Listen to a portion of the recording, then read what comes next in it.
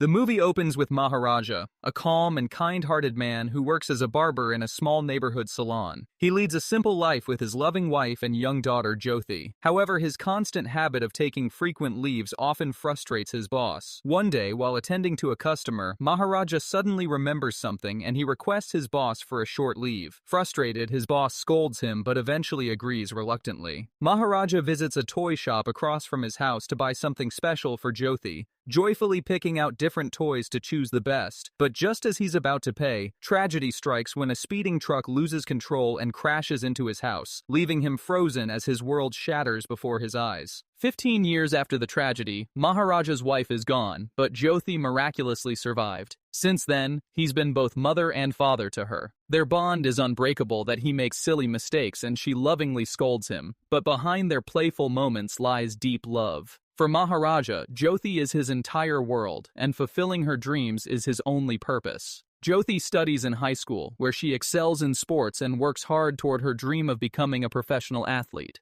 At school, she shares a special bond with her physical training teacher, Asifa, who adores her and supports her in every step of her journey. It's revealed that Jyothi survived the crash because of a dustbin that fell over and covered her completely. Since that day, the dustbin became like a family member. Jyothi lovingly named it Lakshmi, and they both cared for it devotedly, cleaning it and even performing small rituals to honor it. Meanwhile, Maharaja now runs his own salon. One day, he rushes to Jyothi's school after hearing she's been accused of spiking guests' drinks during an event. The furious principal insults both Jyothi and Maharaja, ignoring Maharaja's desperate pleas that his daughter would never do such a thing, and even threatens legal action against her. At that moment, Asifa arrives with the real culprit, a boy who admits he was the one behind it all. As the truth comes out, Maharaja expects the principal to apologize to his daughter for insulting her, but the principal bluntly refuses. In a sudden shift of behavior, Maharaja creates a scene and furiously insists that the principal apologize. Everyone in the room tries to calm him down, but he becomes uncontrollable. In the chaos, he nearly bends a steel pole, shocking everyone with his hidden strength and power. Jyothi kindly requests the principal to apologize, warning that her father never backs down when it comes to her. Terrified, the principal finally apologizes that does Maharaja cool down.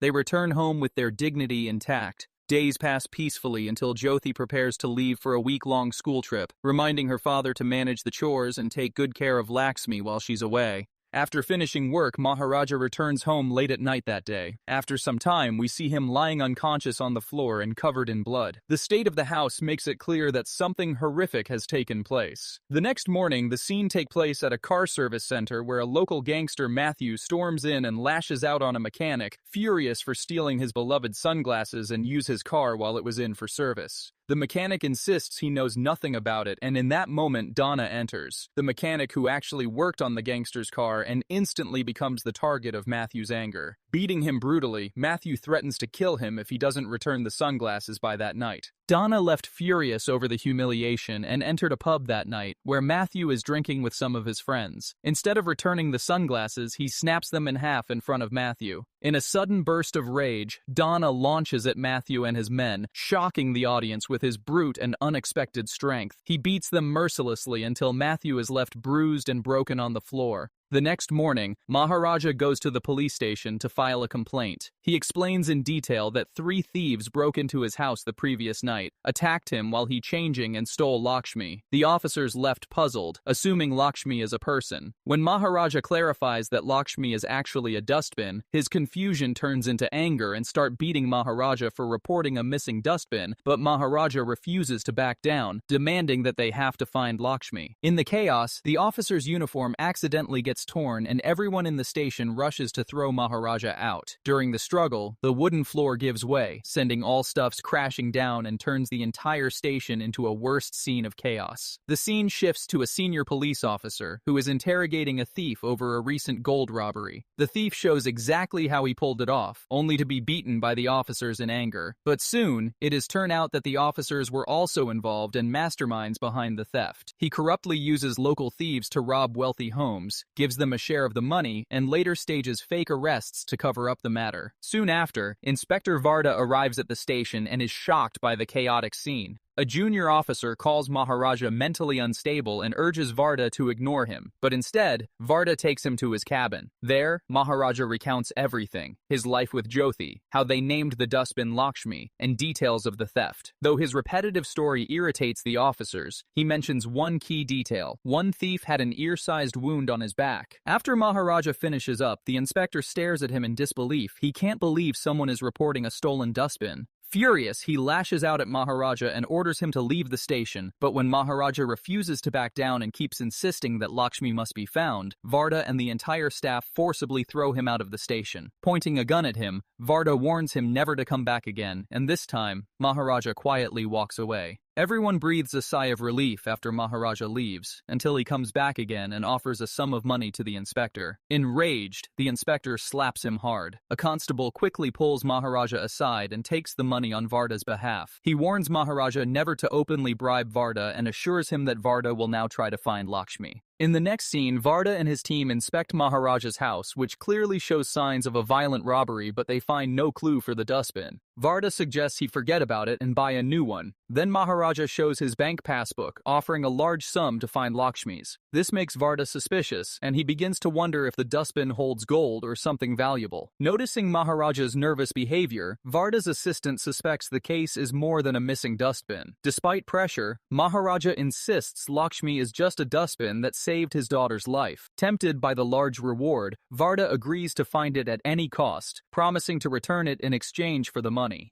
The movie flashes back to 15 years ago, where a man named Selvam and his friend Sabri are introduced. They are peacefully enjoying their dinner, but it soon turns out that they are ruthless local thieves who frequently break into luxury homes. They tie up families, steal valuables, and often cross moral lines when Sabri's intentions turn vile. He abuses young women and drags them inside to satisfy his filthy desires, while Selvam waits outside, collecting other smaller items. Despite his theft world, Selvam runs an electrical shop with Sabri and maintains a normal family life. He deeply loves his wife and young daughter, committing every theft only to provide for them and fulfill his daughter's every wish, even gifting her the smaller items he steals. Back into the present, Maharaja stops working at his salon and spends nearly all his time at the police station, hoping Varda will find Lakshmi, but instead, the officers take advantage of him for their personal work, ordering food and household items with his money. Maharaja quietly obeys every command without complaint, bringing them tea, cleaning their vehicles, and running errands like a servant. One day, a constable tells him that he's wasting his time and money, as the officers are unlikely to find Lakshmi. His words prove true as Varda and his men wander from shop to shop, searching for a dustbin that looks just like Lakshmi. After failing to find it, they plan to buy another one that looks exactly like Lakshmi, but despite all their effort, not a single shop has a dustbin that matches Lakshmi.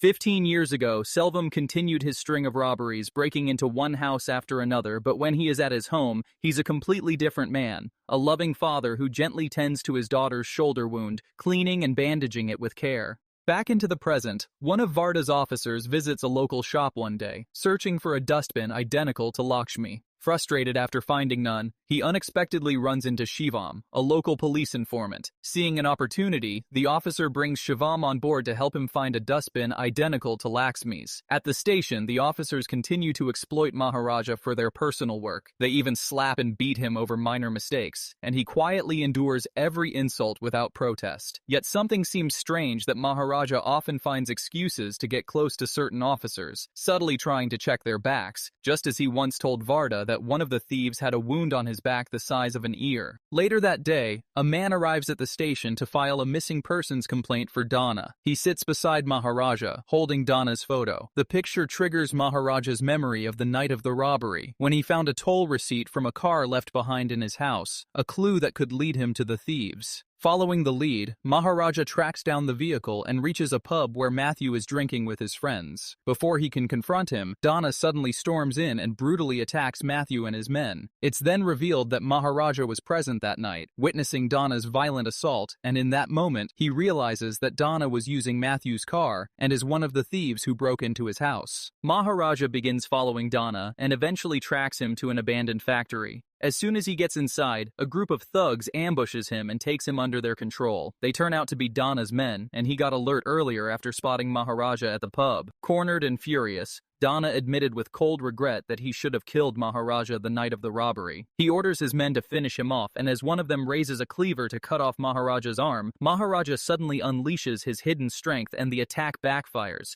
leaving Dana stunned by the sheer power. Maharaja then pulls out a knife and starts attacking the goons one by one. Consumed by a fit of extreme rage, he tears through them from head to toe, brutally finishing each one without mercy. Seeing his men in trouble, Dana charges forward to take down Maharaja, but he explodes on him in fury, grabbing his neck like a wild beast and desperate to kill him. After wiping out the remaining goons, he turns his full rage toward Dana, relentlessly beating him until he's left in an unresponsive state. Maharaja demands that Dana reveal the names of the remaining two robbers. Writhing in pain, Dana finally admits that one of his partners works at the local police station, but just as he's about to reveal more, he suddenly stabs Maharaja with a sharp object and sprints toward his bike to escape. Consumed by rage, Maharaja seizes a cleaver and beheads Dana before he can get away. Standing over his body, Maharaja vows to hunt down the remaining robbers and make them suffer a painful end. Back at the station, everything makes sense, and now becomes clear why Maharaja had stayed in the station all the time, quietly checking every officer's back one by one. He even kept a secret list, marking off each name that didn't bear the ear-sized wound he was searching for. On the other hand, Shivam and another officer scour the entire market for a dustbin identical to Lakshmi's but find nothing. Left with no choice, they decide to create a replica of it. Soon, they meet a local craftsman who confidently assures them that he can create an exact replica of Lakshmi.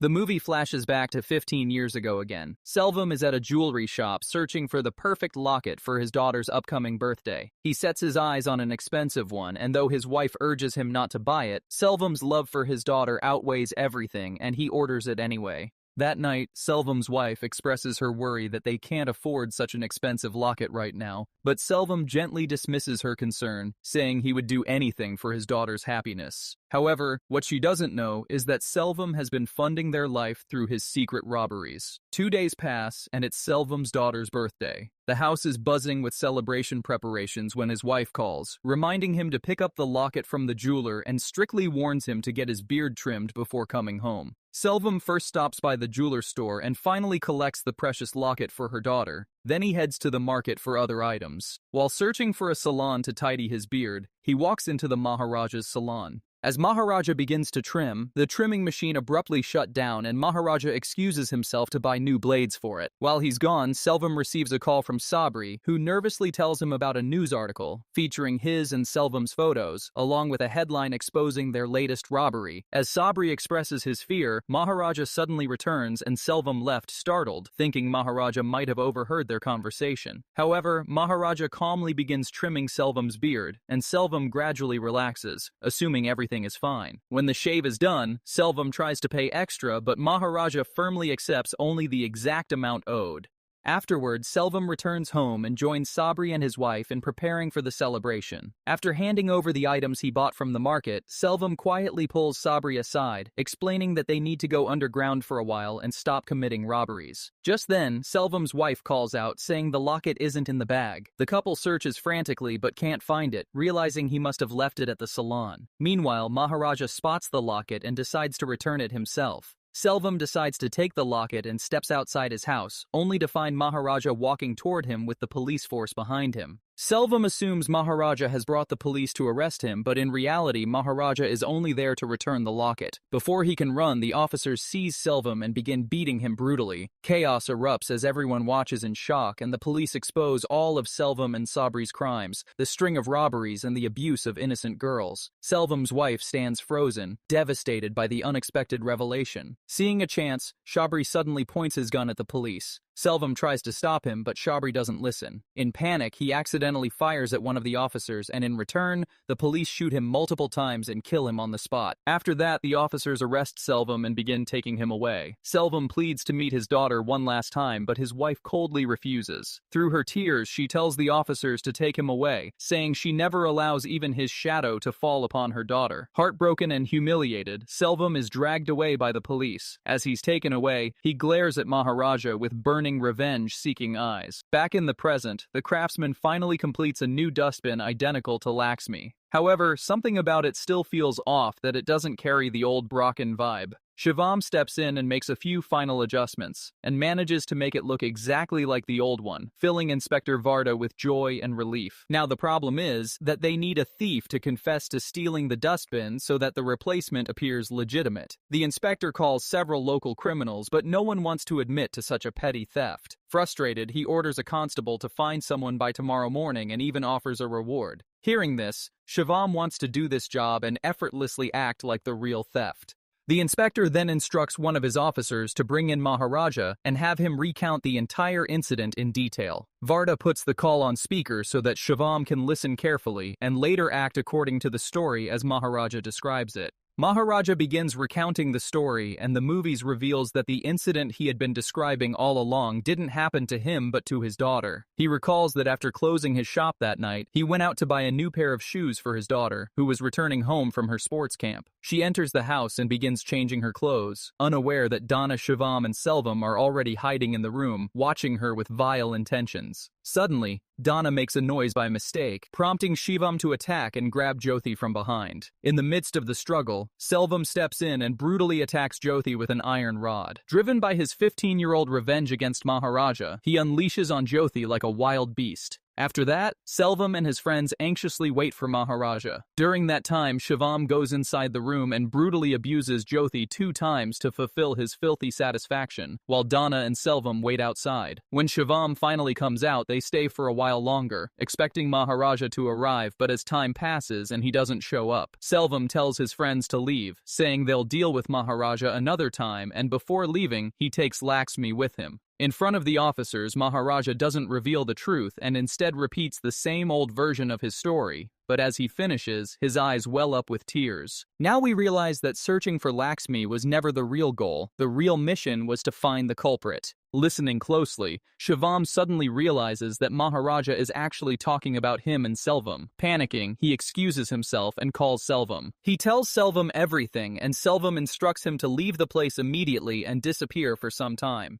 Maharaja leaves the station, haunted by the memory of that night. When he returned home after buying the shoes, he found Jyothi lying in a critical condition and immediately took Jyothi to the hospital. After some time, he returned home and, overcome with unbearable grief, he lost his control and struck himself on the ear in anguish, collapsing unconscious on the floor. A few days later, Maharaja moves Jyothi to his boss's house, where she's cared for tenderly by teacher Ashifa and the boss's wife. As Jyothi slowly begins to speak again, she reveals that one of the attackers had a wound on his back the size of an ear. Deeply moved and enraged, Maharaja's boss urges him to take revenge and punish those men without mercy, no matter how brutal it has to be. Meanwhile, Shivam asks Varda for permission to go home, promising to return early the next morning. However, Varda, not wanting to take any chances, and orders him to stay the night at his house along with the junior officer. The next morning, Inspector Varda and the officer take Shivam to the Maharaja's house. Inside, they hand over the dustbin to him, telling him that Shivam was the one who stole it and reminding Maharaja about the reward he promised. Varda then signals Shivam to start his act, and he first apologizes to Maharaja, saying he and his friends broke into the house intending to rob it but found nothing valuable, so he took the dustbin instead. Suspicious, Maharaja moves closer and checks his back, only to find the ear-shaped wound Jyothi had mentioned. After finding the real culprit, Maharaja tells Varda to release Shivam, saying he's ready to forgive him, but Varda keeps urging him to take revenge. When Maharaja refuses,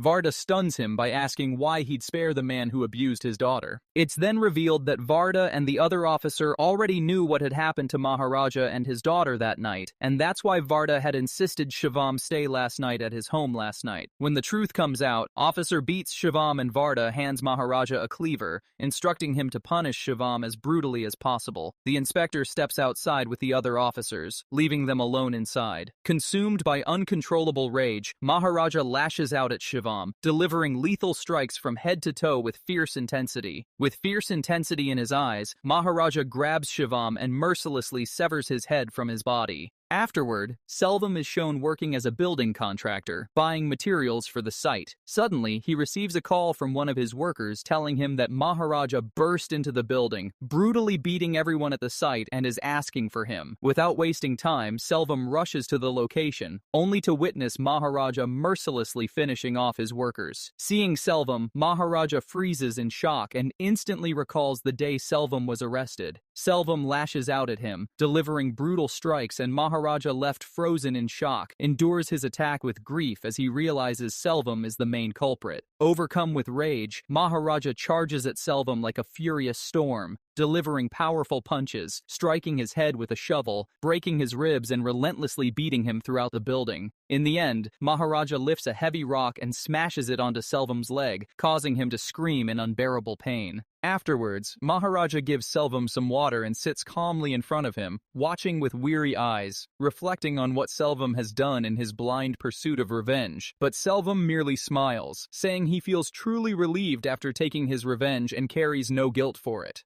Just then, Jyothi arrives at the scene with Ashifa. Seeing her, Maharaja comforts her and urges her to leave, but Jyothi insists on meeting Selvam. Maharaja refuses, yet she remains determined to face the culprit. Jyothi hands him a piece of jewelry he had intended to steal that night, saying she only came to see that vile people like him exist in the world. However, Selvam simply smiles at her without any guilt. Before leaving, Jyothi says he has achieved nothing by doing this to her, as she is strong enough to live. She adds that by coming here, she has spared Selvam's life, otherwise her father would have killed him today. As Jyothi leaves with Maharaja, he notices the same locket he had bought for her daughter and sees the same scar on Jyothi's shoulder, the one his daughter bears. A flashback then shows Maharaja visiting Selvam's wife the day after Selvam's arrest. He returns the locket to her, but she refuses it, declaring she wants nothing of her husband anymore. Seeing Selvam's daughter crying, Maharaja's wife asks him to buy a toy for her. This leads back to the opening scene of the movie, when the truck crashes into the house and it is revealed that everyone was killed in the accident except Selvam's daughter, who survives thanks to Lakshmi. From that day on, Maharaja raised Selvam's daughter as his own. Realizing that Jyothi is his daughter, Selvam is overcome with grief. He cries out, begging her to stop and calling her by name, but Maharaja quickly sends her away with Ashifa. Turning back to Selvam, Maharaja warns him never to contact her again, declaring that she is now his daughter. Selvam continues to plead, desperate to see her, but Maharaja departs with Jyothi, leaving Selvam heartbroken and crying. In anguish, Selvam prays for forgiveness and reaches out for his daughter, but in his desperate pursuit, his foot slips and he falls from the building and dies instantly. With both fathers' vengeance fulfilled for their daughters, the movie concludes with Selvam's end. If you enjoyed the video, don't forget to subscribe and turn on notifications. Additionally, if you love Indian movies, you're in the right place as we bring the best explanations for global audiences. Before you go, drop your favorite Indian movie in the comments for us to explain next, and also check out more of our content.